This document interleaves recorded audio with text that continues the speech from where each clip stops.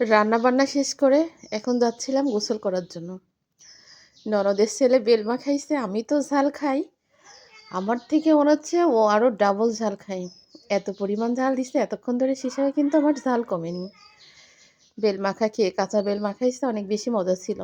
আসলে ছেলে মেয়েদেরকে নিয়ে যখন কোনো কিছু খাওয়া হয়, তখন কিন্তু ভাগে পরিমাণ কম হলেও ওই সময়ের খাবারটা কিন্তু অনেক বেশি মজা বা টেস্ট হয়।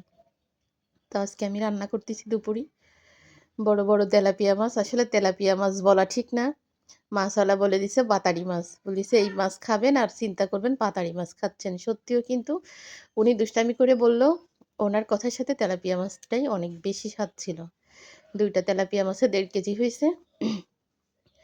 আগের দিন কলমি শাক দিয়ে রান্না করব রেখে দিছি। আর হচ্ছে আগের দিন রান্না করেছি লাউ শাক দিয়ে, আজকে রান্না করব হচ্ছে মাইটি আলু দিয়ে, যে মাটির নিচে যে আলুগুলা থাকে।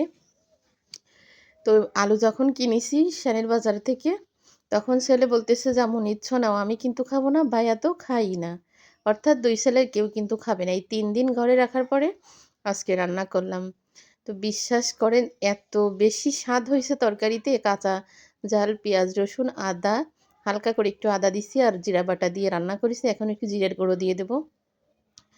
মাছটাও যেমন পাতাড়ি মাছের মতো স্বাদ ছিল, আর আলুর তরকারি খেতে আর কি বলবো, এত বেশি স্বাদ হয়েছে। যারা খাবে না তারাই কিন্তু সবার আগে খেয়ে বলতেছে আম্মু অসাধারণ হয়েছে। তাই বলছি খাবো না যে বললে, তা এখন অসাধারণ বুঝলে কি করে? করছে আমার খাওয়া হয়ে গেছে। তো সত্যি অনেক